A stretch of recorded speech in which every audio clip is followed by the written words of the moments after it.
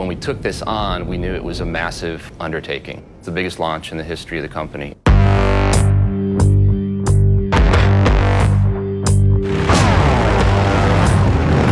One of the primary ethoses that we follow is form follows function, but both report to emotion. You have to really look at every element of the motorcycle and execute it in a way that speaks to our ethos, which is authenticity, 115 years now of legacy. It was exciting and a little scary, designing brand new product and bringing in the latest technology and the features, but we need to retain the lineage, the DNA, the styling cues, and keeping what makes a Harley a Harley. We wanted to bake in the soul of a Harley-Davidson motorcycle, and we talked to customers around the world and kind of pick their brains about what they'd like to see from the next generation cruiser from Harley-Davidson. They want tradition, but they also want technology. They wanted to experience the best of both worlds, and that's what these motorcycles deliver.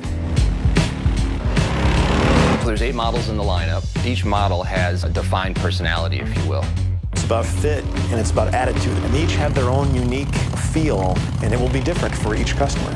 They'll find the bike that they'll fall in love with. These are game-changing motorcycles. Everything about these motorcycles is an improvement over what our current bikes are. People's minds are blown.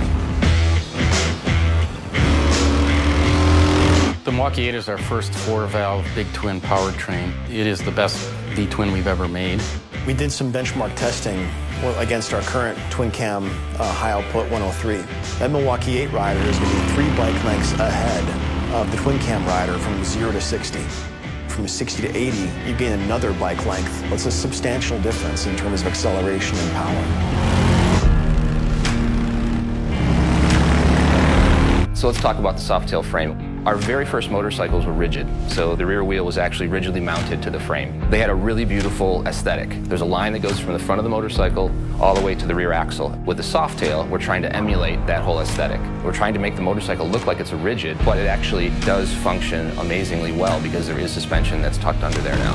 When they see them for the first time, they'll appreciate the style, but when they experience the goodness of a lightweight, awesome handling soft-tail chassis, I can't wait for people to ride them. One of the things we've achieved, I think, is a perfect balance of the best of Softails and the best of Dynas. That classic hardtail look, that hidden suspension, right? But we've also brought in the best handling. We've married the look and the performance into one architecture that will serve all the customer needs. Most bikes have lost in the range of 30 pounds. The bikes feel lighter, they're easier to move around in your garage, more nimble, more flickable when you're on the road. These are the best cruiser bikes that Harley's ever built. It's amazing, absolutely amazing, the work that's been done and what we've achieved, because the bikes are beautiful, they're executed just in such a premium way. And then they just ride. They ride amazingly well.